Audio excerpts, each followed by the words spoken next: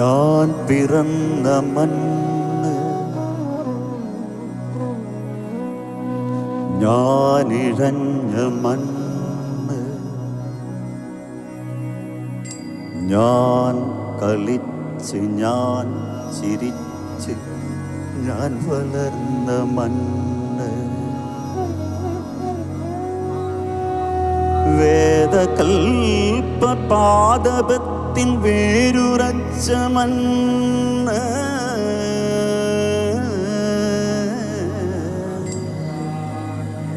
ധ്യാനശക്തി ജ്ഞാനശക്തി ഞാനറിഞ്ഞ മണ്ണ്, പഞ്ചമാതൃഭക്തി ഭാവമുജ്വലിച്ച മണ്ണ്, മർത്യരെ അമർത്യരായി ഉയർത്തെടുത്ത മണ്ണ്, എന്റെ മണ്ണിതാണിതിന്റെ പുണ്യമെന്തു ചൊല്ലുക, എന്റെ മണ്ണിൽ അന്യരില്ല, അനൈക്യമില്ലൊരിക്കലും. ഞാൻ പിറന്ന മണ്ണ്, ഞാനിഴഞ്ഞ മണ്ണ്, ഞാൻ കളിച്ച് ഞാൻ ചിരിച്ച് ഞാൻ വളർന്ന മണ്ണ്.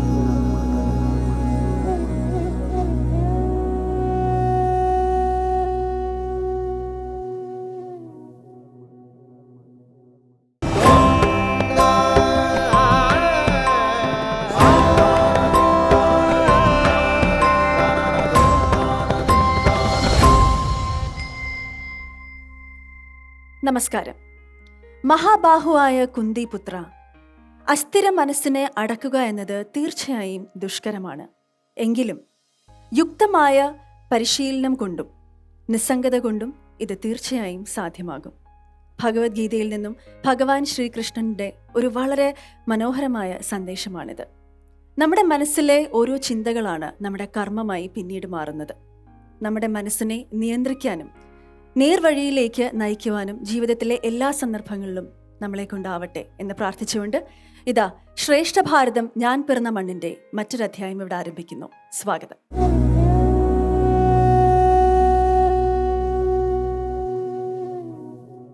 ഇന്നത്തെ നാദാമൃതം ആരംഭിച്ചാലോ? ഇന്നത്തെ നാദാമൃതത്തിൽ നമ്മൾ പരിചയപ്പെടാൻ പോകുന്നത് ഭഗവത്ഗീതയിലെ 16-ാമത്തെ അധ്യായമായ ദേവാസുര സമ്പദ് വിഭാഗ യോഗത്തിലെ 2-ാമത്തെ ശ്ലോകമാണ്.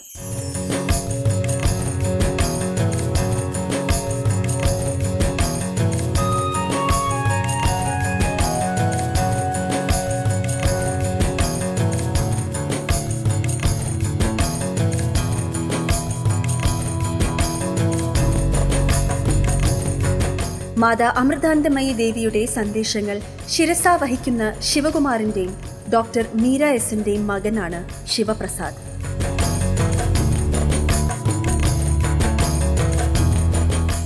ആരംഭിക്കാം നാദാമൃതം.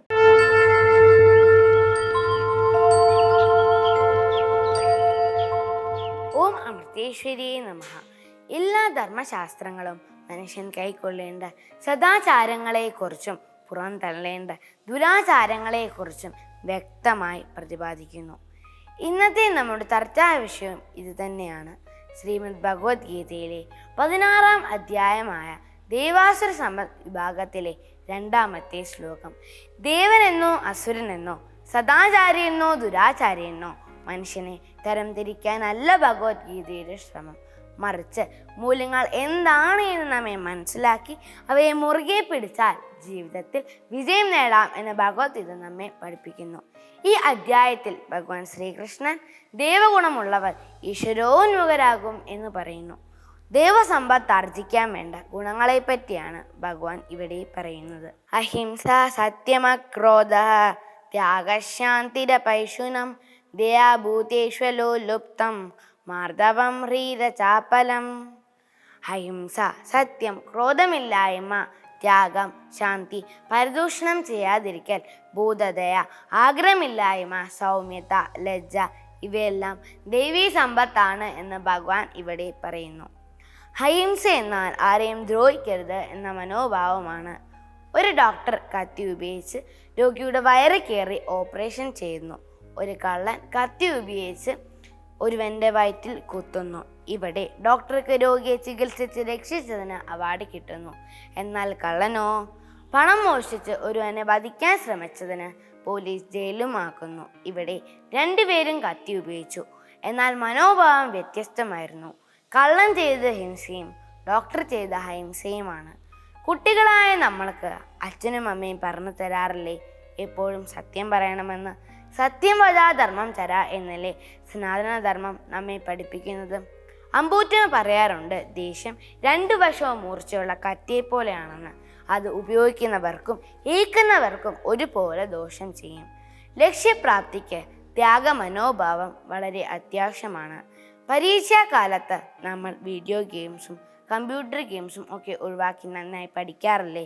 ഇങ്ങനെ പ്രയത്നിക്കുമ്പോൾ നമ്മൾ ഉറപ്പായും വിജയിക്കും. നമുക്ക് 5-6 ജോഡി വസ്ത്രമുണ്ടെന്നിരിക്കെ എല്ലാ മാസവും ഇറങ്ങുന്ന പുത്തൻ ഫാഷൻ ഡ്രസ്സുകൾ വാങ്ങിക്കണമെന്ന് ആഗ്രഹം തോന്നിയേക്കാം.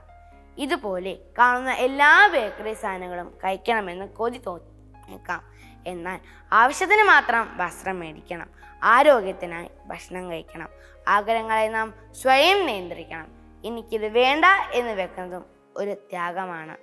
ഈ ലോകത്ത് എത്രയോ പേർ ഒരു നേരത്തെ അന്നത്തിനും നല്ല വസ്ത്രവുമില്ലാതെ അലയുന്നു. നമ്മൾ ആവശ്യത്തിനെടുക്കുമ്പോൾ മറ്റുള്ളവർക്കും കിട്ടുമല്ലോ എന്ന കരുതൽ നമുക്കുണ്ടാകണം. അമ്പൂറ്റമ്മ പറയാറുണ്ട്, ആയുധങ്ങളെക്കാൾ ഏറെ നാശം വരുത്താൻ നമ്മുടെ വാക്കിന് സാധിക്കുമെന്ന്. അതിനാൽ നമ്മുടെ വാക്ക് ഹിതവും ഹൃദ്യവും മിതവും മധുരവുമായിരിക്കണം. നമ്മൾ ഒരാൾക്ക് നേരെ വിരൽ ചൂണ്ടുമ്പോൾ 3 വിരൽ നമുക്ക് നേരെ തന്നെയാണ് ചൂണ്ടുന്നത് എന്ന ബോധം നമ്മളിൽ ഉണ്ടാകണം. സർവചരാചരങ്ങളിലും ഈശ്വര ചൈതന്യം ദർശിച്ചതിനാൽ എല്ലാവരെയും ദയാഭാവത്തിൽ വീക്ഷിക്കുന്ന ഒരു രീതി സനാതനധർമ്മത്തിൽ വളർന്നു വന്നു. അമ്പൂറ്റമ്മ പറയാറുണ്ട്, പാവങ്ങളോടുള്ള കരുണയാണ് ഈശ്വരനോടുള്ള കടമയെന്ന്. ഇത് പറയുമ്പോൾ അമ്പൂറ്റമ്മയുടെ ജീവചരിത്രത്തിലെ ഒരു സന്ദർഭമാണ് ഓർമ്മ വരുന്നത്. അമ്പൂറ്റമ്മയ്ക്ക് വെറും 5-6 വയസ്സുള്ളപ്പോൾ പോലും ഏതെങ്കിലും വീട്ടിൽ ഉച്ചയ്ക്ക് തീ പോകുന്നില്ലെങ്കിൽ അമ്പൂറ്റമ്മ അവിടെ കയറി ചെല്ലും. പട്ടിണിയാണെന്ന് കണ്ടാൽ സ്വന്തം വീട്ടിൽ നിന്ന് അരിയും പണവും കൊടുക്കും. മറ്റൊരിക്കൽ അടുത്തൊരു വീട്ടിൽ ഒരു ഗരുഡന്റെ കൂട് പൊട്ടി. അതിൽ 2 കുഞ്ഞുങ്ങൾ ഉണ്ടായിരുന്നു. അവയെ ആരോ കൊല്ലാൻ വന്നപ്പോൾ അമ്പൂറ്റമ്മ അതിനെ എടുത്തുകൊണ്ട് വളർത്തി. അമ്പൂറ്റമ്മ പറയുന്നത്, ഒരു ജീവന് ഒരു നിമിഷമെങ്കിലും ആശ്വാസം കൊടുക്കാൻ കഴിഞ്ഞാൽ നമ്മുടെ ജീവിതം അത്രയും ധന്യമായി എന്നാണ്. നമ്മുടെ ഹൃദയം മൃദുലമാകണം, നമുക്ക് ലജ്ജയുണ്ടാകണം. നമ്മൾ ഒരു തെറ്റു ചെയ്താൽ, അസത്യം പറഞ്ഞാൽ നാം അതിൽ ലജ്ജിക്കണം. ആ ലജ്ജ വീണ്ടും ആ തെറ്റു ചെയ്യുന്നതിൽ നിന്നും നമ്മെ പിന്തിരിപ്പിക്കും. അനാവശ്യമായി കൈകാലുകൾ ചലിപ്പിക്കാതെ അടങ്ങി ഇരിക്കണം. മനസ്സിൻ്റെ ചാഞ്ചല്യം സ്വഭാവത്തിലും ശരീര അവയവങ്ങളുടെ ചലനത്തിലും പ്രതിഫലിക്കും. മനസ്സിനെ നിയന്ത്രിക്കാൻ ആധ്യാത്മിക സാധനങ്ങളായ ജപം, ധ്യാനം, അർച്ചന, ഭജന ഇവയ്ക്ക് സാധിക്കും. ഈ ഗുണങ്ങളെല്ലാം നാം കൊച്ചിലേ തന്നെ ശീലിക്കണം, സദാ ആചരിക്കണം. അപ്പോൾ നമ്മിൽ മനഃശക്തിയും മനഃശാന്തിയും നിറയും. അമ്പൂറ്റമ്മ ഇപ്രകാരം പറയുന്നു, നമ്മൾ റോഡിൽ കൂടെ വണ്ടി ഓടിക്കുമ്പോൾ ഇരുവശത്തെയും സൈൻ ബോർഡുകൾ ശ്രദ്ധിച്ച് സ്പീഡ് ക്രമീകരിച്ച് ട്രാഫിക് നിയമങ്ങൾ എല്ലാം പാലിക്കും. ഇതുപോലെ ജീവിതത്തിൽ പാലിക്കേണ്ട നിയമങ്ങളാണ് സദാചാരങ്ങൾ. ഇത് നമ്മിൽ ധാർമ്മിക മൂല്യങ്ങൾ ഉറപ്പിച്ച് ശരിയും തെറ്റും മനസ്സിലാക്കി പരമപദത്തിൽ എത്താൻ സഹായിക്കും. അതിനായി നമുക്ക് അമ്പൂറ്റമ്മയോട് തന്നെ പ്രാർത്ഥിക്കാം. ഓം അമൃതേശ്വരിയേ നമഃ. അറിയാതെയാണെങ്കിലും സഹോദരൻ സഹോദരനെ വധിക്കുന്ന കഥയാണ് കർണവധം. എന്നാൽ കർണൻ സ്വന്തം മാതാവിനോട് പറഞ്ഞതോ അനുജനായ അർജുനനെ താൻ വധിക്കുമെന്ന്. അങ്ങനെയുള്ള കർണന്റെ അന്ത്യം എങ്ങനെയായിരുന്നു എന്ന് കാട്ടിത്തരുന്ന സന്ദർഭമാണ് അടുത്തതായി രംഗാമൃതത്തിൽ നമ്മൾ കാണാൻ പോകുന്നത്. ആരംഭിക്കാം രംഗാമൃതം.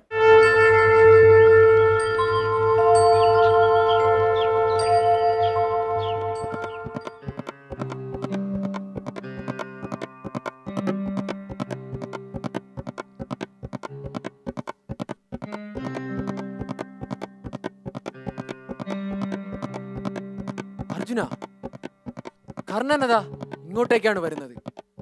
ഉത്തരവാദം കൊണ്ട് ദുഃഖിതനാണ് അവൻ വരുന്നത്. നിനക്കല്ലാതെ മറ്റാർക്കും കർണന്റെ അസ്ത്രങ്ങളെ തടുക്കുവാൻ കഴിയില്ല. ഇനി ഒട്ടും വൈകാതെ അവനെ വധിക്കുകയേ വേണ്ടൂ. ദേവന്മാരും മഹേശ്വരന് നൽകിയ വരങ്ങളെല്ലാം ഇപ്പോൾ സഫലമാകട്ടെ. അതേ കൃഷ്ണ, അങ്ങ് പറയുന്നത് ശരിയാണ്. രഥം വേഗം കർണന്റെ അടുത്തേക്ക് തെളിക്കൂ. ഇന്ന് നാം കർണനെ വധിക്കും, അല്ലെങ്കിൽ അവൻ എന്നെ വധിക്കും. ത്രിലോക മോഹനവും ഘോരവുമായ യുദ്ധം അടുത്തിരിക്കുന്നു. ഇന്നിതിനൊരു അവസാനം കുറിക്കണം.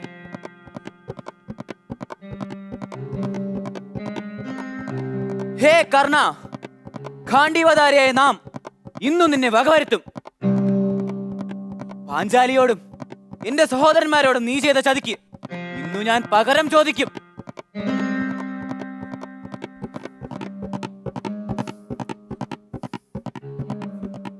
അർജുന, നിന്റെ കയ്യിൽ കാണ്ഡീവം ഉള്ളതുപോലെ എന്റെ കയ്യിൽ വിജയം എന്ന വില്ലുണ്ട്.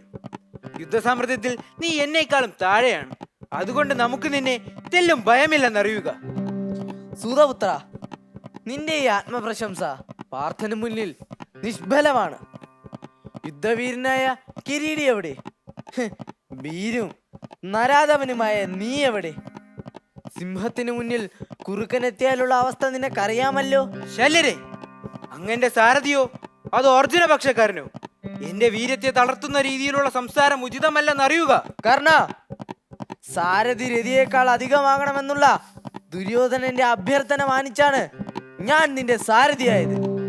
നീ അത് മറക്കരുത്. നിന്റെ ആത്മപ്രശംസ ആരോചകമാണ്. ശല്യരെ, അങ്ങ് കണ്ടുകൊള്ളുക നാം എപ്രകാരമാണ് അർജുനനെ വധിക്കുക എന്ന്.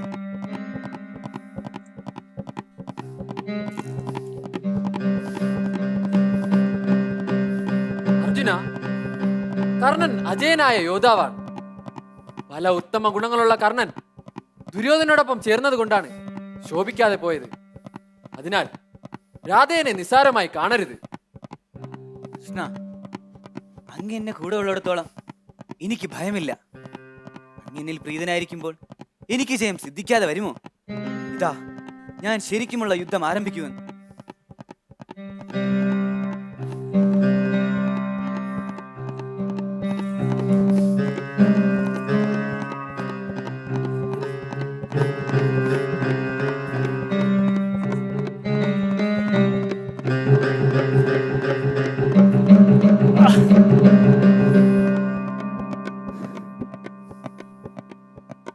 ഹേ അർജുന, വീരുവിനെ പോലെ തളർന്നിരിക്കാതെ യോദ്ധാവിനെ പോലെ യുദ്ധം ചെയ്യൂ.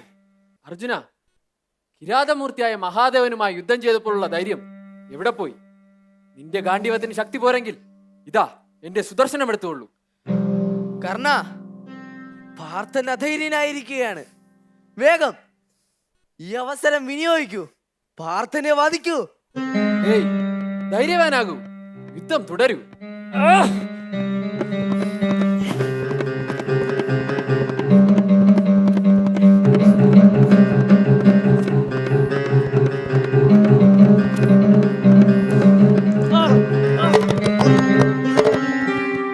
ഹേ അർജുന, ക്ഷമിക്കൂ, അല്പം ക്ഷമിക്കൂ. ഈ ഭൂമിയിൽ ആണ്ടുപോയ ചക്രത്തോട് കൂടുകളുടെ ഈ രഥം ഞാനൊന്ന് ഉയർത്തട്ടെ. അതുവരെ ഒന്ന് ക്ഷമിക്കൂ, അല്പം ക്ഷമിക്കൂ. നീ അധർമ്മം പ്രവർത്തിക്കരുത്. അധർമ്മികളുടെ പാത നീ സ്വീകരിക്കരുത്. കർണ, നീ ഇപ്പോൾ ധർമ്മത്തെ പറ്റി പറയുന്നു.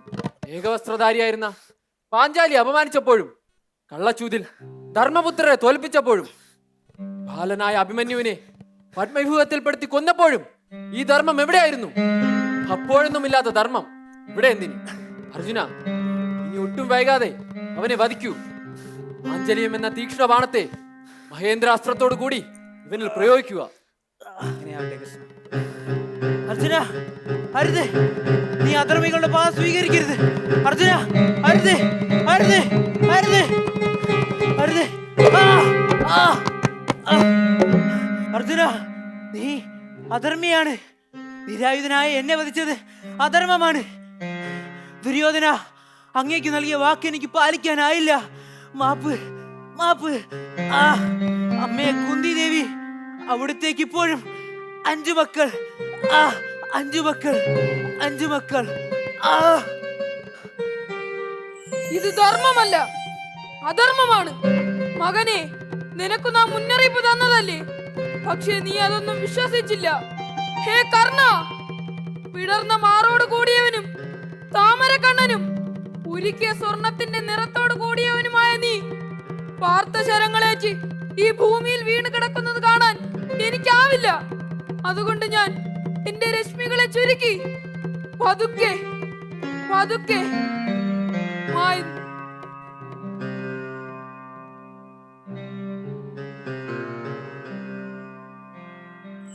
രംഗാമൃതത്തിലൂടെ നമ്മൾ കർണവധം കണ്ടു അല്ലേ? ഇനി സംവാദാമൃതത്തിലേക്ക് നമുക്ക് കടക്കാം. യുദ്ധം പോലെയുള്ള ഒരു കർമ്മം വിജയകരമാകണമെങ്കിൽ നമ്മൾ ഒറ്റയ്ക്ക് പോരാടിയാൽ മതിയാവില്ല. പകരം നമ്മുടെ കൂടെ നിൽക്കുന്നവരും നമ്മുടെ അത്ര തന്നെ മനസ്സ് ഉറപ്പിച്ച് പരിശ്രമിക്കണം. എന്നാൽ കൂടെയുള്ളവർ നമ്മുടെ ആത്മവീര്യം കെടുത്തിയാലോ? യുദ്ധം ആരംഭിക്കുന്നതിന് മുൻപ് തന്നെ പരാജയം നിശ്ചയം. അങ്ങനെ കൂടെ നിർത്തുന്നവരെ കുറിച്ചുള്ള ചർച്ചയാണ് ഇന്ന് സംവാദാമൃതത്തിൽ നടക്കുന്നത്. ആരംഭിക്കാം സംവാദാമൃതം.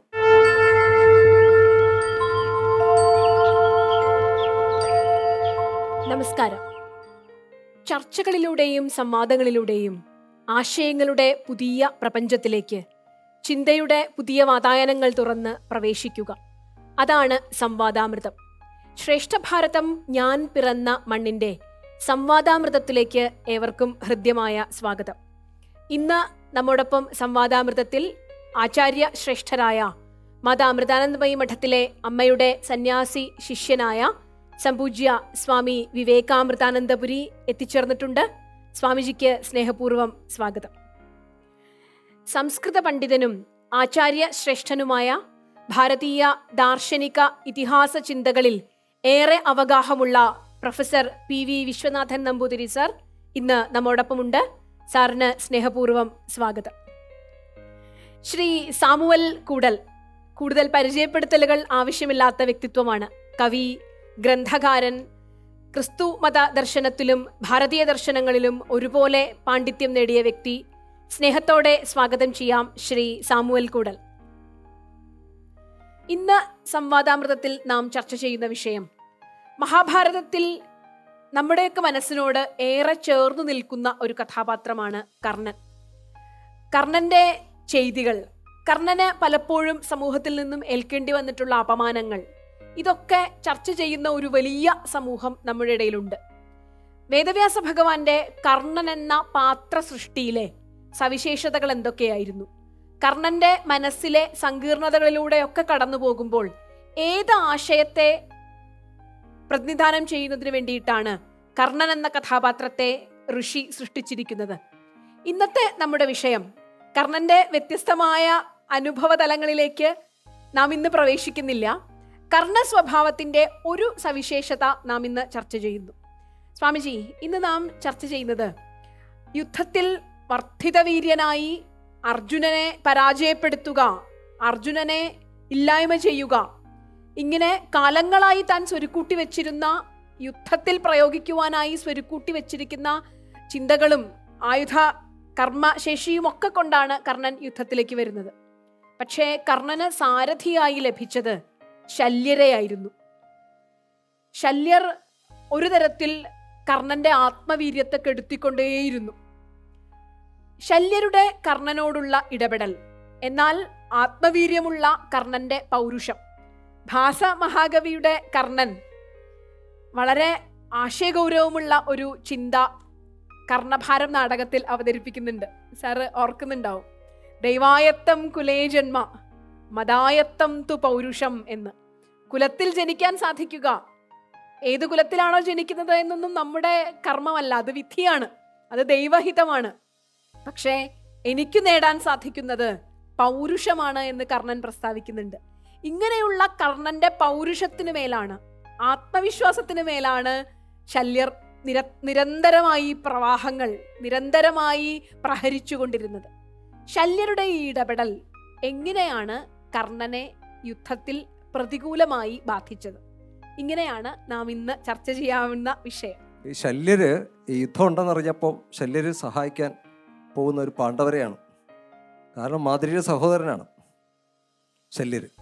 അപ്പോൾ സ്വാഭാവികമായിട്ട് പാണ്ഡവരെ സഹായിക്കാൻ വേണ്ടിയിട്ടാണ് ഇദ്ദേഹം പോകുന്നത്, ഇതറിഞ്ഞിട്ട്, യുദ്ധം ഉണ്ടെന്നറിഞ്ഞിട്ട്. അപ്പോൾ അവിടെ പോകുന്ന വഴിക്കെല്ലാം അവിടെ വലിയ ഗംഭീര സ്വീകരണമാണ്. ആ സ്വീകരണങ്ങൾ ഏറ്റേറ്റ് ചെല്ലുമ്പോൾ അവസാനം മനസ്സിലാകുന്നത് കൗരവരാണ് ആ സ്വീകരണം നടത്തിയത്. കൗരവത്തിന് അവരുടെ പാളയത്തിലേക്കാണ് ചെല്ലുന്നത്. സ്വീകരണങ്ങൾ മുഴുവൻ അവർ കൊടുക്കുന്ന ഭക്ഷണവും എല്ലാം കഴിച്ച് സൈന്യങ്ങളടക്കമാണ്. അവർക്കെല്ലാം ഭക്ഷണം കൊടുത്ത് കൗരവർ പിന്നെ ദുര്യോധൻ ബുദ്ധിപൂർവ്വം ചെയ്തതാണ്. ശല്യർ അവിടുന്ന് പുറപ്പെട്ടു പാണ്ഡവരെ സഹായിക്കാൻ എന്ന് അറിഞ്ഞുകൊണ്ട് ചെയ്തതാണ്. അത് നേരെ പോയിട്ട് ദുര്യോധൻ്റെ പാളയത്തിൽ ചെന്ന് ചേരുകയാണ്. അവന് നിവൃത്തിയില്ല. പണ്ടുള്ളവരുടെ ധർമ്മബോധം അങ്ങനെയാണ്. ആരാണ് സ്വീകരിച്ചു കൊണ്ടുവന്നത് അവരോട് പിന്നെ അവർ പറയുന്ന കേൾക്കേണ്ടി വരികയാണ്. യുദ്ധത്തിൽ ഞങ്ങളെ സഹായിക്കണം, ഇല്ലയെന്ന് പറയാൻ പറ്റില്ല. അത് പണ്ടത്തെ ഒരു നീതിയും കൂടിയാണത്. അന്നങ്ങനെ എല്ലാവരും ഏറ്റു. രാജാക്കന്മാരൊക്കെ ആ ഒരു നീതിബോധം വളരെയധികം സൂക്ഷിച്ചവരാണ്. അപ്പോൾ അത് സ്വാഭാവികമായിട്ട് ശല്യർ ദുര്യോധനനെ സഹായിക്കാം എന്ന് ഏറ്റു. നിവൃത്തിയില്ല. പക്ഷേ ദുര്യോധനോട് ഒരു കാര്യം പറഞ്ഞു ശല്യർ, ഞാൻ പാണ്ഡവരുടെ പാളയത്തിലേക്ക് പോവാണ്, ഞാൻ അങ്ങോട്ട് പോകണം, എനിക്ക് പോയിട്ട് അവരെ ഒന്ന് കാണേണ്ട ആവശ്യമുണ്ടെന്ന് പറഞ്ഞു. അങ്ങനെ ശരി, പക്ഷേ ഞങ്ങളുടെ കൂടെ തന്നെ നിൽക്കണം യുദ്ധത്തിനെന്ന് പറഞ്ഞു. അത് സമ്മതിച്ചു. പക്ഷെ അവിടെ പോയപ്പോൾ യുധിഷ്ഠിരനോട് ഈ വർത്തമാനം പറയുകയാണ്, എന്നെ സ്വീകരിച്ചവരാണ്, അവസാനം എനിക്ക് അവർക്ക് വാക്ക് കൊടുക്കാൻ നിർബന്ധിതനായി ഞാൻ മാറുകയാണ് ചെയ്തത്, യുദ്ധത്തിന് അവരോടൊപ്പം ആയിരിക്കും ഞാൻ. അപ്പോൾ യുധിഷ്ഠിരനും കാര്യം മനസ്സിലായി, എതിർക്കൊന്നുമില്ല. യുധിഷ്ഠിരൻ പറഞ്ഞു, അങ്ങനെയാണെങ്കിൽ അങ്ങ് ഞങ്ങൾക്കൊരു സഹായം ചെയ്യണം, യുദ്ധം ഒഴിച്ച് എന്ത് സഹായം വേണമെങ്കിലും ചോദിച്ചു, അങ്ങ് എന്തായാലും യുദ്ധം ഉണ്ടാവും, ഞങ്ങൾക്ക് വേണ്ടി ഒരു കാര്യം ചെയ്തു തരാം. എന്താണെന്ന് ചോദിച്ചു, കർണൻ്റെ ആത്മവീര്യം കെടുത്തേണ്ട ഒരു സാരഥ്യം അങ്ങേക്ക് വഹിക്കേണ്ടി വരും. അപ്പോൾ ആ സമയത്ത് കർണൻ്റെ ആത്മവീര്യത്തെ അങ്ങ് കെടുത്തണം. പൗരുഷമുള്ള ആളാണ് കർണൻ. ഈ പൗരുഷമൊക്കെ അധാർമികതയിൽ കെട്ടിപ്പൊക്കിയതാണ്, അഹന്തയിൽ കെട്ടിപ്പൊക്കിയ പൗരുഷമാണ് കർണൻ്റെ. അല്ലാണ്ട് അത് ശരിയായിട്ടുള്ള ധാർമ്മിക ബോധത്തിൽ കെട്ടിപ്പൊക്കിയ പൗരുഷമല്ലത്. അതിൽ പലതും ഒളിഞ്ഞു കിടപ്പുണ്ട്. കുറ്റബോധമുണ്ട്, അതുപോലെ പിന്നെ ഈ ഒരു എന്താ പറയുക ഇൻഫീരിയോറിറ്റി കോംപ്ലക്സ്, അപകർഷതാബോധം ഉള്ള ഒരു വ്യക്തിയും കൂടിയായിരുന്നു കർണൻ. അതുകൊണ്ടാണല്ലോ പിന്നെ രാജകുമാർ തമ്മിൽ മത്സരവേദി നടക്കുകയാണ്, അവിടേക്ക് കയറി ചെല്ലുകയാണ്. ആരും ക്ഷണിക്കാതെ കയറി ചെല്ലുകയാണ്. ക്ഷണിക്കാത്ത സ്ഥലത്ത് ഒരാൾ കയറി ചെല്ലാൻ പാടില്ല. താൻ എത്ര വലിയ യോദ്ധാവായാലും, താൻ എത്ര മികവുറ്റ യോദ്ധാവായാലും അവിടെ വിളിക്കാത്ത സ്ഥലത്ത് ചെന്ന് കാണിക്കേണ്ട കാര്യമൊന്നും ഇല്ല. അവിടെ ആരെ കാണിക്കാനാണ് പോകുന്നത്? അപ്പോൾ അഹന്ത അന്നേ ഉണ്ടായിരുന്നു. ആ അഹന്തയെ ശരിക്കും ഉപയോഗപ്പെടുത്തിയത് ദുര്യോധനാണ്. അങ്ങനെയാണ് കർണൻ ദുര്യോധൻ്റെ കൂടെ കൊടുക്കുന്നത്. അഭിഷേകവും നടത്തി, അംഗരാജ്യം കൊടുക്കുകയും ചെയ്തു. അതോടുകൂടി അദ്ദേഹത്തിന് ആ ഒരു ബന്ധം അവിടെ ഊട്ടിയുറപ്പിച്ചു ദുര്യോധനൻ. അദ്ദേഹത്തിൻ്റെ തന്ത്രം അതായിരുന്നു, ദുര്യോധൻ്റെ തന്ത്രം അതായിരുന്നു. കാരണം അർജുനന് പറ്റിയൊരു പോരാളിയാണ് കർണൻ എന്ന് മനസ്സിലാക്കാൻ സാധിച്ചു. അതുകൊണ്ട് യുദ്ധത്തിൽ കർണൻ സ്വാഭാവികമായിട്ട് അവരുടെ കൂടെ നിൽക്കേണ്ടി വന്നു. കുന്തി മാതാവ് തന്നെ വന്ന് പറഞ്ഞിട്ടും അദ്ദേഹം അതിന് ഇളകിയില്ല. കൃഷ്ണൻ പറഞ്ഞു ഇളകിയില്ല. അങ്ങനെ ഒരു കർണനെയാണ് നമ്മൾ കാണുന്നത്. ആ കർണൻ ഇവിടെ ഭീഷ്മ പിതാമഹൻ യുദ്ധത്തിൽ 10ാമത്തെ ദിവസം നിലംപതിച്ചു. പിന്നെ 5 ദിവസം കൊണ്ട് ദ്രോണർ പോയി. അവസാനം കർണൻ്റെ സർവ്വസൈന്യാധിപത്യം സ്വീകരിക്കേണ്ട ഒരു സന്ദർഭം വരികയാണ്. അപ്പോൾ ഈ കർണൻ പറയുകയാണ്, ദുര്യോധനൻ ചെല്ലുന്ന സമയത്ത് പറയുകയാണ്, എനിക്കൊരു ഉപകാരം ചെയ്തു തരണം അങ്ങ്. കാരണം അർജുനൻ്റെ സാരഥ്യം വഹിക്കുന്നത് ശ്രീകൃഷ്ണനാണ്. മികവുറ്റ സാരഥിയാണ് അദ്ദേഹം. അദ്ദേഹത്തെ പോലെ ഒരു സാരഥി എനിക്ക് വേണം. അങ്ങ് ആരെയാണ് ഉദ്ദേശിച്ചതെന്ന് ചോദിച്ചു. എന്നെ പറഞ്ഞു, അതിനൊരൊറ്റയാളെ നമ്മുടെ ഇതിൽ കാണുന്നുള്ളൂ, അത് ശല്യരാണെന്ന് പറഞ്ഞു. ശല്യർ മഹായോദ്ധാവാണ്, വില്ലാളി വീരനാണ് അദ്ദേഹം. അപ്പോൾ അദ്ദേഹത്തെ പോലെ ഒരു സാരഥിയെ കിട്ടിയാൽ മാത്രമേ കൃഷ്ണനോടൊന്ന് യോജിച്ച് നിൽക്കാൻ പറ്റുള്ളൂ. അത്രയും കാരണം ആ ഒരു യുദ്ധത്തിൽ ഞാൻ ജയിക്കണമെന്നുണ്ടെങ്കിൽ എനിക്ക് ശല്യർ സാരഥിയായിട്ട് വന്നേ പറ്റൂ എന്ന് പറയുകയാണ്. അപ്പോൾ ദുര്യോധനെ സംബന്ധിച്ച് അറിയാം, ഈ ശല്യർ പോരാളിയായിട്ട് കൃഷ്ണനെ പോലെ താഴ്ന്നിറങ്ങാൻ സാധിക്കുന്ന ആളല്ല ശല്യർ. അപ്പോൾ എങ്ങനെയാണ് ഇദ്ദേഹത്തെ യോജിപ്പിക്കാൻ സാധിക്കുക? അപ്പോൾ കർണൻ പറയുകയാണ്, എങ്ങനെയെങ്കിലും അദ്ദേഹത്തെ എനിക്ക് സാരഥിയായിട്ട് കിട്ടിയേ മതിയാവും. കാരണം അല്ലെങ്കിൽ ഉറപ്പാണ് വിജയം അർജുനപക്ഷത്തായിരിക്കും. അപ്പോൾ പറയും, അത് ഞാൻ എങ്ങനെ സംഘടിപ്പിക്കാം എന്ന് പറഞ്ഞ് അവസാനം ദുര്യോധനൻ പോയിട്ട് ശല്യരുടെ മുമ്പിൽ കാല് പിടിച്ചിട്ടാണ് സാരഥ്യം ഏറ്റെടുക്കാനായിട്ട് അഭ്യർത്ഥിക്കുന്നത്. അപ്പോൾ ഇദ്ദേഹം പ്രതിജ്ഞ വയ്ക്കും. ശല്യർ ആ സമയത്തൊരു പ്രതിജ്ഞ ചെയ്യുകയാണ്. അതായത് ഞാൻ സാരഥ്യം ഏറ്റെടുക്കണമെങ്കിൽ, കർണൻ്റെ സാരഥ്യം ഏറ്റെടുക്കണമെങ്കിൽ ഇയാൾ സ്വന്തം ആത്മപ്രശംസ യുദ്ധസമയത്ത് ഞാൻ സാരഥ്യം വഹിച്ചുകൊണ്ടിരിക്കുന്ന സമയത്ത് എപ്പോഴെങ്കിലും ആത്മപ്രശംസ ചെയ്യുക, മറ്റുള്ളവരെ കുറ്റം പറയുക, ഇങ്ങനെയുള്ള കാര്യങ്ങൾ കണ്ടു കഴിഞ്ഞാൽ ഞാൻ ഇദ്ദേഹത്തിൻ്റെ ആത്മവീര്യം കെടുത്തിയിരിക്കും. അങ്ങനെയുണ്ട്, അത് സമ്മതിച്ചാൽ മാത്രമേ ഞാൻ സാരഥ്യം വഹിക്കുകയുള്ളൂ. ഇത് പറയുന്നുണ്ട്. ഇത് പറഞ്ഞിട്ടാണ് അവസാനം നിർബന്ധിതനായി തീർന്നു. ദുര്യോധനൻ ഇദ്ദേഹത്തെ കൂടാതെ അത് യുദ്ധം ചെയ്യിക്കുകയില്ല എന്ന് കർണൻ നിശ്ചയിച്ചു, ദുര്യോധനൻ നിശ്ചയിച്ചു. അപ്പോൾ എന്തെങ്കിലും ആയിക്കൊള്ളട്ടെ നീ അരച്ചിട്ട് അത് സമ്മതിച്ചു. അങ്ങനെയാണ് സാരഥ്യം ഏറ്റെടുക്കുന്നത്. അപ്പോൾ ഇതുകൊണ്ട് ശല്യർക്ക് ധൈര്യമായിട്ട് പറയാം, ആരും ഒന്നും ചോദിക്കില്ല. ഞാൻ ആദ്യം പറഞ്ഞു പോയില്ലേ അത്. സാർ ഒന്ന് ആലോചിച്ച് നോക്കൂ, ഒരു വലിയ ദുർവിധിയുമായിട്ടാണ് കർണൻ യുദ്ധത്തിലേക്ക് വരുന്നത്. താൻ അർജുനനോട് തനിക്ക് നേർക്കുനേർ പോരാടാൻ കിട്ടുന്ന വലിയൊരു അവസരം. പക്ഷെ യുദ്ധവേദിയിലേക്ക് വരുമ്പോൾ യുദ്ധത്തിന് തനിക്ക് ജീവിതത്തിന് മുഴുവൻ സുരക്ഷയാവേണ്ട കവചകുണ്ടലങ്ങൾ നഷ്ടപ്പെട്ട കർണനാണ് വരുന്നത്. തനിക്ക് നിർണായകമായി ജീവിതത്തിൽ ഒരു സാഹചര്യത്തിൽ താൻ പഠിച്ചതൊക്കെ മറന്നുപോകട്ടെ എന്ന ശാപവും കൊണ്ടാണ് വരുന്നത്. രഥചക്രം താഴ്ന്നു പോകുന്ന ശാപവും കൊണ്ടാണ് വരുന്നത്.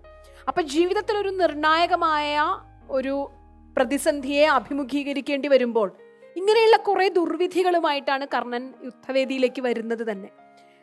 ഈ കർണന്റെ മാനസിക ഭാവത്തെ ശല്യരുടെ ഇടപെടലുമായി ബന്ധപ്പെടുത്തിക്കൊണ്ട് സാർ എങ്ങനെയാണ് മനസ്സിലാക്കുന്നത്? കർണനെ സംബന്ധിച്ച് നല്ല കുലത്തിൽ ജനിച്ചവനാണെങ്കിൽ പോലും ഇതറിയപ്പെടാതെ പോയി എന്ന് പറയുന്നത് ആദ്യത്തെ ആത്മസംഘർഷത്തിന് കാരണമാണ്. കാരണം സൂര്യപുത്രനായിട്ട് കുന്തിപുത്രനായിട്ട് താൻ ജനിച്ചുവെങ്കിലും ഇതൊരിക്കലും പുറത്ത് ആരും അറിയാതെ ആരെയും അറിയിക്കാതെ തനിക്ക് ഉള്ളിൽ അടക്കി വെച്ചുകൊണ്ട്, അറിയാതെ തന്നെ ആ രഹസ്യത്തെ മാറ്റിവെച്ചുകൊണ്ട് ജീവിക്കേണ്ട വന്നത് തൻ്റെ ഒന്നാമത്തെ ദുർവിധി എന്നല്ല, ആത്മവീര്യത്തിന് ക്ഷതമേൽപ്പിച്ചാണ്. മുമ്പ് പറഞ്ഞ ഇൻഫീരിയോറിറ്റി കോംപ്ലക്സ് എന്ന് പറയാം. അതിനുശേഷം താൻ ആയോധന വിദ്യ അഭ്യസിക്കാൻ ചെന്ന ഗുരുവിൽ നിന്ന് കിട്ടിയ ശാപം, അവിടെയും താൻ അറിയാതാണെങ്കിൽ പോയി പറഞ്ഞ ഒരു കള്ളത്തരം. ഇതാണ് ഇവിടെയും തനിക്ക് ആത്മവീര്യത്തിന് ക്ഷതമേൽപ്പിക്കാൻ അവിടെ മറ്റൊരു കാരണമായത്. പിന്നെ കിട്ടിയത് എന്താണ്?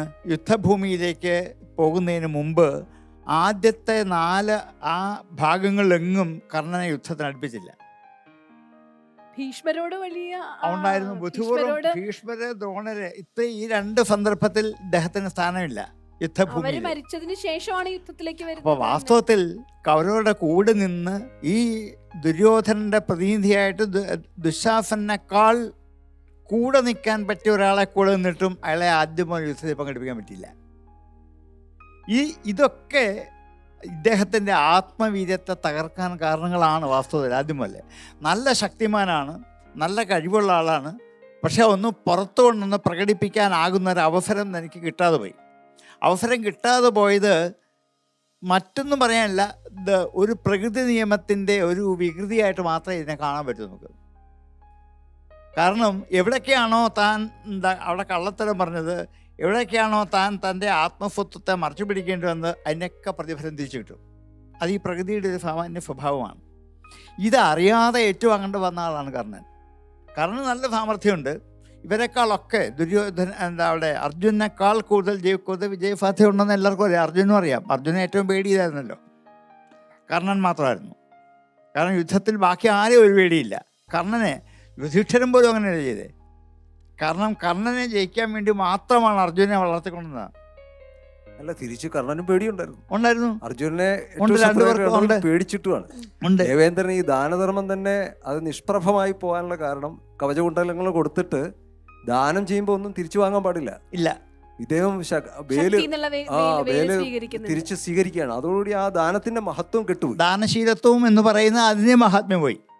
അതും ഇങ്ങനെയുള്ള സദ്ഗുണങ്ങളുടെ ഒക്കെ ഒന്നും പ്രകടിപ്പിക്കാനാവാതെ ഒളിച്ചു വെച്ചുകൊണ്ട് തനിക്ക് ഈ അന്തിമം വരെ കഴിയേണ്ടി വന്നു എന്ന് പറയുന്ന ഒരു ദുര്യോഗം. അതൊരു പക്ഷെങ്കിൽ ഈ പ്രകൃതിയുടെ നിയമം തന്നെയാവും. കൊടുക്കുന്നത് തിരിച്ചു കിട്ടുന്നു എന്ന് പറയുന്ന പോലെ ഒരു നിയമം ആയിരിക്കാം. ജന്മം മുതലേ എന്തായാലും കർണൻ ഇത് അങ്ങേയറ്റം വരെ വേട്ടയായിട്ടുണ്ട്. അത് യുദ്ധത്തിന് മുമ്പ് അവസാനം വരെ. ഇതൊക്കെ ശരിക്കും അറിയാവുന്ന ആളാണ് ശല്യർ. ശല്യർക്ക് ഇതെല്ലാം നന്നായിട്ട് അറിയാം. ആദ്യമുള്ള കർണൻ്റെ ചരിത്രം മുഴുവൻ നന്നായിട്ടറിയാം. ഇത് നന്നായിട്ട് അറിഞ്ഞുകൊണ്ട് തന്നെയാണ് താൻ ഇനി ആത്മവീര്യം പെടുത്തിയില്ലെങ്കിൽ പോലും ഇത് ശോഭിക്കില്ല എന്നറിയാം. കാരണം ശാപങ്ങൾ പുറകെ കിടപ്പുണ്ട്. എങ്കിലും ഇനി അവസാനമായി പാണ്ഡവർ പറഞ്ഞ് അനുസരിക്കാൻ വേണ്ടിയിട്ട് ഈ ആത്മവീര്യത്തെ ഇല്ലായ്മ ചെയ്യാൻ ശല്യർ വിദഗ്ധമായിട്ട് അവിടെ ഉപയോഗിച്ചു. ഇതൊക്കെ മറ്റൊരു ഭാഷയിൽ പറഞ്ഞാൽ അധർമ്മത്തിൻ്റെ കൂട്ടുനിന്നവരുടെ മുഴുവനും ഒരു നാശത്തിന് കലാശിക്കത്തക്ക മട്ടിൽ ഈ കഥ വ്യാസന് തന്നെയുണ്ടെന്ന്. അതിൽ നിർണായക കർണിയായി കർണൻ, പക്ഷേ എങ്കിലും അധർമ്മത്തിൻ്റെ പക്ഷത്തായിപ്പോയി. ഭീഷ്മർക്ക് സംഭവിച്ച പോലെ തന്നെ, വലിയ വ്യത്യാസമൊന്നുമില്ല. ദ്രോണർക്ക് സംഭവിച്ച പോലെ തന്നെ. കാരണം അവിടെ നിന്ന് അവരോട് കൂട്ടുപിടിച്ച് ദുര്യോധനന്റെ ദുർനയത്വത്തിന് പ്രധാനപ്പെട്ട കാരണക്കാരൻ ഈ കർണനാണ്. പാഞ്ചാലി വസ്ത്രാക്ഷേപ സമയത്തൊക്കെ കർണന്റെ ഇടപെടൽ വളരെ ദുശാസനും കർണനും ശകുനിയും ഈ 3 പേരാണ് ദുര്യോധന ദുർനയത്തിന്റെ ബീജം കുത്തിവെച്ചവര്. മാത്രമല്ല ഈ വസ്ത്രാക്ഷേപ സമയത്ത് ഏറ്റവും കൂടുതൽ വസ്ത്രം അഴിച്ചു മാറ്റാൻ പറയുന്ന കർണനാണ്. ആഹ്ലാദിച്ചതും കർണനാണ്. ആഹ്ലാദിച്ചതും കർണൻ. അത് കർണന്റെ ഉള്ളിൽ കിടക്കുന്ന പണ്ട് നാഹം സൂതപുത്രം വരയാമി, അതിനേക്കാൾ ഇവര് സ്വയംവര വേളയിൽ വെച്ച് അതാണ് സൂതപുത്രനെ ഞാൻ വരിക്കില്ല എന്ന് പറഞ്ഞത് ഉള്ളിൽ കിടക്കുന്നുണ്ട്. ഒരു വിരോധം ഉള്ളിൽ കിടക്കുക ഉണ്ട്. എന്താ കർണൻ ചെന്ന് ഇപ്പം വേണമെങ്കിൽ എന്താണ് ആ മീനെ താഴെയിടാം. സ്ത്രീ അപ്പോഴാണ് പറഞ്ഞത് സൂതനാണെങ്കിൽ വേണ്ട. ഇത് ശരിക്കും ആക്ഷേപമായി. അതാ പറഞ്ഞേ, കുറേ അധികം ആക്ഷേപങ്ങൾ ജീവിതത്തിൽ വഹിച്ചു കൊണ്ടു നടക്കണമെന്ന ഒരു പൗരുഷത്തിന്റെ ഒരു അധപ്പതനം. ശല്യർ ഒരു പക്ഷത്ത് നിന്നുകൊണ്ട് മറ്റൊരു പക്ഷത്തെ സഹായിക്കാം എന്നൊരു ഉത്തരവാദിത്വം ഏറ്റെടുക്കുകയാണ്. അത് യുദ്ധത്തിന്റെ ഗതിയെ എങ്ങനെ സ്വാധീനിച്ചു എന്നുള്ളത് അടുത്ത ഘട്ടമാണ്. പക്ഷെ ശല്യരുടെ ഈ പ്രവൃത്തിയിൽ എന്ത് ധാർമ്മികതയുണ്ട്? യുദ്ധത്തിന്റെ തന്ത്രമായത്. കൃഷ്ണൻ സഹായിച്ചില്ലേ? ഇങ്ങനെയുള്ള അനേക തന്ത്രങ്ങൾ യുദ്ധത്തിൽ വേണ്ടി വന്നേക്കാം. പൊളിറ്റിക്കൽ പിംസ് ഇന്നും ഉണ്ട്. അല്ല, അന്നുണ്ട്. ദുര്യോധനൻ എന്തുകൊണ്ട് ശകുനി വിട്ടു പോയിട്ട് കൃഷ്ണന്റെ സഹായം ചോദിക്കാൻ? പാണ്ഡവപക്ഷമാണെന്ന് അറിയാം, എന്നിട്ട് സഹായം ചോദിക്കാൻ വേണ്ടി വിട്ടില്ലേ? അപ്പോൾ കൃഷ്ണനും അറിയാൻ കൊടുക്കാതിരിക്കാൻ പറ്റില്ല. ചോദിച്ചു കഴിഞ്ഞാൽ കൊടുക്കാതിരിക്കാൻ പറ്റില്ല. അന്നത്തെ നിയമം അതായിരുന്നു. യുദ്ധം തുടങ്ങാൻ തൊട്ട് മുമ്പ് യുധിഷ്ഠിരൻ വിളിച്ചു വെച്ചല്ലേ ആരെങ്കിലും ഒരു പക്ഷത്തിലേക്ക് വരുന്നു. അതെ അതെ, അപ്പോഴല്ലേ ഒരാൾ വന്നത് എന്ന് പറയുന്ന ഇത് യുദ്ധത്തിന്റെ തന്ത്രമാണ്. സ്വാമിജി ആദ്യം സൂചിപ്പിച്ചതുപോലെ സ്വാധീനിക്കാൻ ശ്രമിക്കുക, ഇതൊക്കെ യുദ്ധത്തിന്റെ തന്ത്രത്തിന്റെ ഭാഗങ്ങളാണ്. അതിൽ ആരെയും നമുക്ക് കുറ്റപ്പെടുത്താൻ പറ്റില്ല. കാരണം അതൊക്കെ നമുക്ക് യുദ്ധം അത്രയും അറിവുണ്ടാ. മറ്റൊന്നുകൂടി തോന്നുന്നു, ഒരാൾ കെടുത്തിയാൽ ഇല്ലാതാവുന്നതാണോ ഒരു പൗരുഷം, ആത്മവീര്യം? വെറും ഒരാളല്ല ഇത്. അപ്പം തേതെളിക്കുന്ന ഭൂതനാണ്. അദ്ദേഹം കെടുത്തിയാൽ തനിക്ക് പെട്ടെന്ന് ആയുധപ്രയോഗത്തിന് വൈഷമ്യം വരും. അതൊരാളുടെ ഒരു സ്വഭാവ ഇതാണ് കർണൻ കിട്ടിയ ശാപത്തിന്റെ ആണെന്നല്ലോ തുടർച്ച. അതാണ് അതിന്റെ തുടർച്ച അനുഭവിച്ചുകൊണ്ടിരിക്കുന്നത്. Come to the present. അന്നേരം ഈ MLA-മാരെ അടിച്ചു മാറ്റി ഹോട്ടലിൽ കൊണ്ട് താമസിപ്പിച്ച് നമ്മുടെ നിയമസഭാ മന്ദിരങ്ങളൊക്കെ ശൂന്യമാക്കുന്നതും പഴയ ഒരു ഏർപ്പാടിന്റെ ഒരു ഇടപാടാണോ? അത് യുദ്ധം. ഇതല്ല, ഇത് ഭരണം. ഭരണത്തിലെ പറ്റില്ലല്ലോ. അത് യുദ്ധം, ഇത് ഭരണം. ഭരണം എന്തിനാ? ഭരണത്തിൽ പറ്റില്ല, യുദ്ധത്തിലാവാം. ഭരണത്തിൽ അത് പറ്റില്ല. അത് ശരിയല്ല. യുദ്ധം എന്തിനാ? വീണ്ടും ഭരിക്കാനാ? അതെ. അല്ല, അങ്ങനെയുള്ള യുദ്ധമല്ല ഇവിടെ വിഷയം. ഇവിടെ നമുക്ക് ഫാറൂഖ് ഭരണമാണ്. ഇവിടെ ഭരണത്തിലാണ് MLA-മാരെ മാറ്റുന്നത്, യുദ്ധത്തിലല്ല. അത് യുദ്ധം അല്ലല്ല. ഇവിടുത്തെ ഭരണം ഓരോന്നും യുദ്ധമാണ്. അല്ല, എന്നാൽ ഈ മഹാഭാരത യുദ്ധം പോലെ യുദ്ധം അല്ലാതെ യുദ്ധം ഇപ്പൊ നമ്മുടെ മനസ്സിൽ യുദ്ധം ഉണ്ടാവില്ല. അങ്ങനെ നമുക്ക് യുദ്ധം എന്ന് പേര് പറയാവുന്നേ നടന്നുകൊണ്ടിരിക്കുക, നമ്മൾ കാണുന്നില്ലെന്നേ ഉള്ളൂ. അത് പ്രതീകാത്മകമായ യുദ്ധങ്ങൾ ഇഷ്ടം പോലെയുണ്ട്. നമുക്ക് അതുകൊണ്ട് സാധിച്ചപ്പെടുത്താൻ പറ്റില്ല. ഈ വിഷയത്തിൽ സ്വാമിജിയുടെ അഭിപ്രായം കൂടെ അറിഞ്ഞിട്ട് നമുക്ക് ഈ വിഷയം അവസാനിപ്പിക്കാമെന്ന് തോന്നുന്നു. സ്വാമിജി, കർണന്റെ ഈ ദുരവസ്ഥയ്ക്ക്, കർണന്റെ ഈ ശല്യരുടെ ഇടപെടലിന് ഒക്കെ കാരണമായത് കർണന്റെ സ്വഭാവത്തിലുണ്ടായ ചില ന്യൂനതകളാണ്. സാറ് സൂചിപ്പിച്ചതുപോലെ ഇങ്ങനെ ഒരു സ്വയമാണ് കർണൻ ഈ അവസ്ഥയിലേക്ക് എത്തിച്ചേരുന്നത്. ഈ ആശയത്തിൽ തന്നെയാണ് സ്വാമിജി അവസാനിപ്പിക്കുന്നതെന്ന് തോന്നുന്നു അല്ലേ? കർണൻ സ്വയം ഭരിച്ചതാണ് ശല്യരെ. അപ്പോൾ ശല്യരെ സ്വയം ഭരിച്ചു കഴിഞ്ഞപ്പോൾ ശല്യരിൽ നിന്ന് ഇതൊക്കെ ഉണ്ടാവുമെന്ന് പ്രതീക്ഷിക്കാം കർണന്. മാത്രമല്ല, കർണന് നന്നായിട്ട് അറിയാം പാണ്ഡവരും ശല്യരും തമ്മിലുള്ള ബന്ധം നന്നായിട്ട് അറിയാവുന്ന ഒരാളാണ് കർണന്. അപ്പോൾ തീർച്ചയായിട്ടും ഉള്ളുകൊണ്ട്, അത് മാത്രമല്ല ഒരു ചതിയിലൂടെ ഇവരുടെ പാളയത്തിൽ എത്തിച്ചതാണ്. ഇതൊക്കെ കർണൻ അറിയാം. കർണൻ ഇതൊന്നും അറിഞ്ഞുകൂടാത്ത വ്യക്തിയല്ല. അങ്ങനെ ഒരാളെ ആക്കുന്ന ആ ഒരു സന്ദർഭം ചിന്തിച്ചു നോക്കിയാൽ മതി. അത് സൂക്ഷിക്കണമെന്ന് അത്രയൊരു ബുദ്ധി അദ്ദേഹത്തിന് വന്നില്ലെങ്കിൽ അത് ആരുടെ കുഴപ്പമാണ്? ശാപം വേണ്ട സമയത്ത് ബുദ്ധി സ്വന്തം മാത്രമല്ല, സ്വന്തം കഴിവില് കർണൻ അത്ര വിശ്വാസം ഉണ്ടായിരുന്നു. വേറെ സാരഥി എന്തുകൊണ്ട് വെച്ചുകൂടായിരുന്നു? അപ്പൊ എന്തോ ഒരു ആത്മവിശ്വാസക്കുറവ് അവിടെ ഇല്ലയോ? ആത്മവിശ്വാസക്കുറവുണ്ട്, അഹന്തയുണ്ട്, എല്ലാം ഉണ്ട്. അതൊരു ശാപമുണ്ട്. എനിക്ക് ഈ ആത്മവിശ്വാസത്തിന്റെയും അഹന്തയുടെയും ഒക്കെ ഒരു പ്രതീകമാണ് ശാപം എന്ന് പറയുന്ന ഒരു അതിങ്ങനെ ഇടപെടൽ. പിന്തുടർന്ന് വരികയാണ്. അത് പിന്തുടർന്നുകൊണ്ടിരിക്കുകയാണ്. അതുകൊണ്ട് തന്നെയാണ് അധർമ്മപക്ഷത്ത് നിൽക്കാൻ കാരണമായതും. അല്ലെങ്കിൽ അദ്ദേഹം തിരിച്ചു വന്നേനെ. തിരിച്ചു വന്നു. അപ്പോൾ ജീവിതത്തിൽ ഏതൊക്കെയോ ദുര്യോഗങ്ങൾ പേറി, ജീവിതത്തിൽ ഏതൊക്കെയോ ദുർവിധികളുടെ ഒക്കെ പ്രവർത്തന ഫലമായിട്ട് ഈ അഥ കേന പ്രയുക്തോയം പാപം ചരതി പുരുഷ എന്ന് ചോദിച്ച ചോദ്യമാണ് നീ ഇവിടെ വിലപിക്കുന്നതല്ലേ? പ്രസക്തം എന്ന് തോന്നുന്നു. അനിച്ഛന്നപി വാർഷ്ണേയ ബലാദിവ നിയോജിത.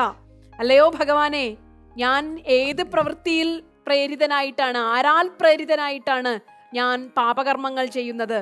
മനസ്സിൽ ഇച്ഛിക്കാതെ ഞാൻ പാപകർമ്മങ്ങളിലേക്ക് ബലാത്കാരേണ വലിച്ചിഴക്കപ്പെടുന്നത് ഏത് ചിന്തയാൽ പ്രേരിതമായിട്ടാണ് എന്ന് അർജുനൻ കൃഷ്ണനോട് ചോദിക്കുന്ന സർവകാല പ്രസക്തമായ ഒരു ചോദ്യമുണ്ട്. ഭീഷ്മനെ പോലെ തന്നെ ശാപം ഇദ്ദേഹത്തെ പിന്തുടരുന്നുണ്ട്. എനിക്ക് തോന്നുന്നു ഇതിന് കൃഷ്ണൻ പറഞ്ഞ മറുപടി കർണസ്വഭാവത്തിലേക്ക് വിരൽ വീശുന്നതാണ്. എന്നാൽ ഇതിനൊരു തത്വം പഠിക്കാനുണ്ട്.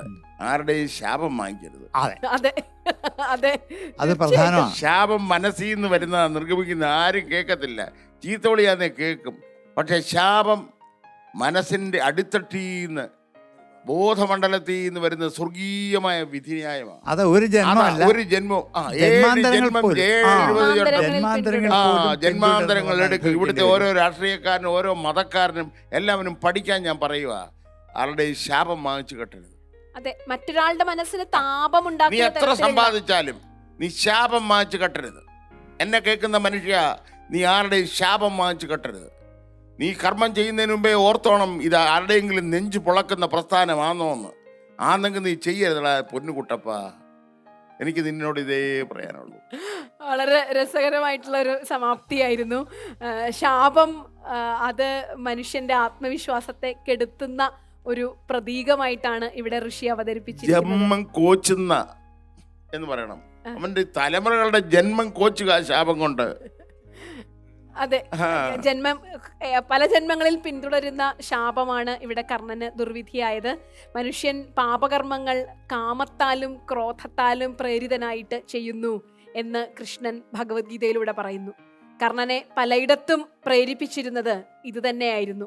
കർണ സ്വഭാവത്തിന്റെ വ്യത്യസ്തമായ സാധ്യതകളിലേക്ക് ഇനിയും നമുക്ക് ഈ സംവാദാമൃതത്തിലെ തന്നെ മറ്റ് എപ്പിസോഡുകളിലൂടെ കടക്കാം എന്ന് ആഗ്രഹിച്ചുകൊണ്ട് ഈ വിഷയം ഇവിടെ പരിസമാപിപ്പിക്കുന്നു. നമസ്കാരം. ശാരീരികമായും മാനസികമായും മനുഷ്യൻ ഏറ്റവും കൂടുതൽ വെല്ലുവിളികൾ നേരിടുന്ന ഈ കാലഘട്ടത്ത് ധ്യാനം നമുക്ക് പ്രതീക്ഷയും സാന്ത്വനവുമാണ് നൽകുന്നത്. ആരംഭിക്കാം ധ്യാനാമൃതം.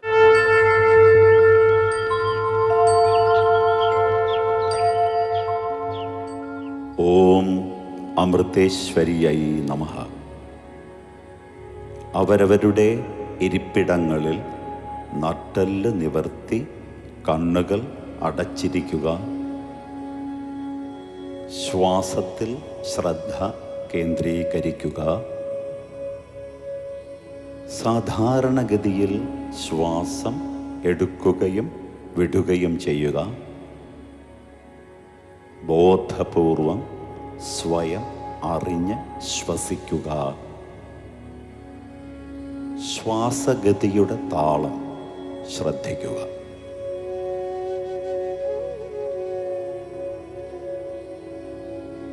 ഇനിയും ശ്വാസം അകത്തേക്കെടുക്കുമ്പോൾ മാ എന്ന ശബ്ദത്തിൻ്റെ തരംഗങ്ങൾ ശ്വാസത്തിൽ സ്പന്ദിക്കുന്നതായി ഭാവന ചെയ്യുക. ശ്വാസം പുറത്തേക്ക് വിടുമ്പോൾ ഓം എന്ന ശബ്ദത്തിൻ്റെ തരംഗങ്ങൾ ശ്വാസത്തിൽ സ്പന്ദിക്കുന്നതായി ഭാവന ചെയ്യുക. ശ്വാസം അകത്തേക്കെടുക്കുമ്പോൾ മാ, പുറത്തേക്ക് വിടുമ്പോൾ ഓം.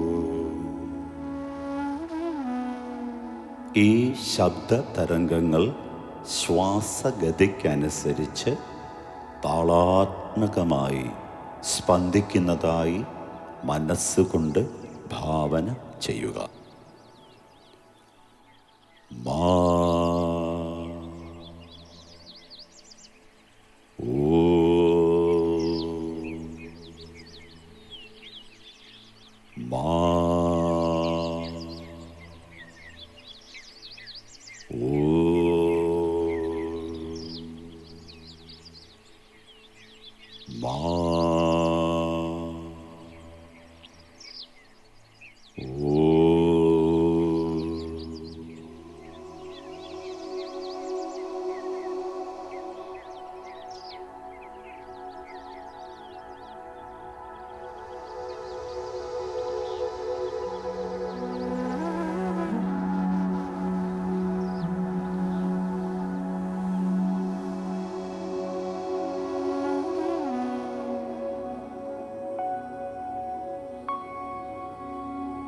ക്രമേണ മാ, ഓം എന്നീ ശബ്ദ തരംഗങ്ങൾ പൂർണ്ണമായും നിലയ്ക്കുന്നു. ചിന്തകളും വികാര വിചാരങ്ങളും ഇല്ലാത്ത ഒരു അവസ്ഥയിൽ മനസ്സ് ലയിക്കുന്നു. മേഘങ്ങളില്ലാത്ത അനന്തമായ ആകാശം പോലെ, ഓളങ്ങളില്ലാത്ത സുന്ദരമായൊരു തടാകം പോലെ മനസ്സ് നിശ്ചലമാകുന്നു, ശാന്തമാകുന്നു.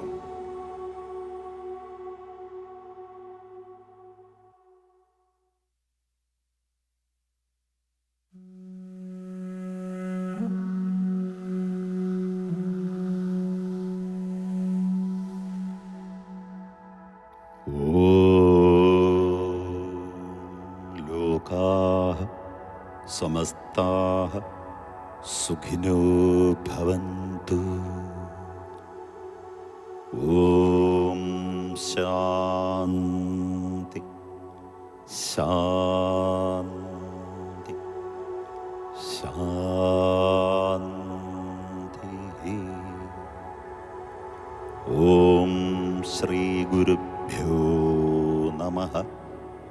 ഹരിഃ ഓം.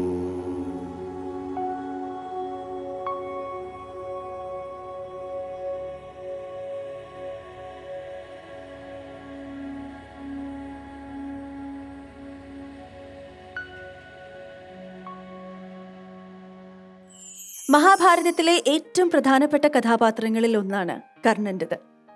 ഇന്നത്തെ അധ്യായത്തിൽ കർണന്റെ വിശേഷങ്ങളാണ് നമ്മൾ അറിഞ്ഞതല്ലേ? ഏവർക്കും ഇഷ്ടമായി എന്ന് വിശ്വസിക്കുന്നു. എന്തായാലും ശ്രേഷ്ഠ ഭാരതം ഞാൻ പിറന്ന മണ്ണിന്റെ മറ്റൊരു അധ്യായം കൂടി ഇവിടെ പൂർണ്ണമാക്കുകയാണ്.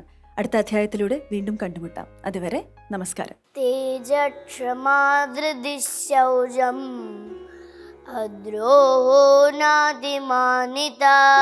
ഞാൻ വാൽമീകി നിന്നെ എന്റെ ആശ്രമവാടത്തിലേക്ക് സ്വാഗതം ചെയ്യുന്നു. പൗരജനം അവമതിച്ചാലും സീതേ, നിന്റെ പരിശുദ്ധി പരിശുദ്ധമായ സത്യമാണ്.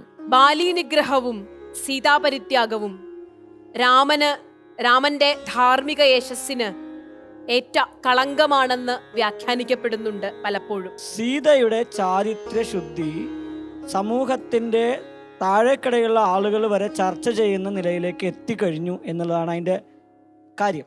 രാമനെ സംബന്ധിച്ച് ഏറ്റവും വലുത് രാജ്യമാണ്, മറ്റൊന്നുമല്ല. ധർമ്മത്തിന് രാഷ്ട്രമാണ് മുമ്പിലെങ്കിൽ രാഷ്ട്രത്തെ ഭരിക്കണം, അതല്ലെങ്കിൽ ഇറങ്ങി പോകണം.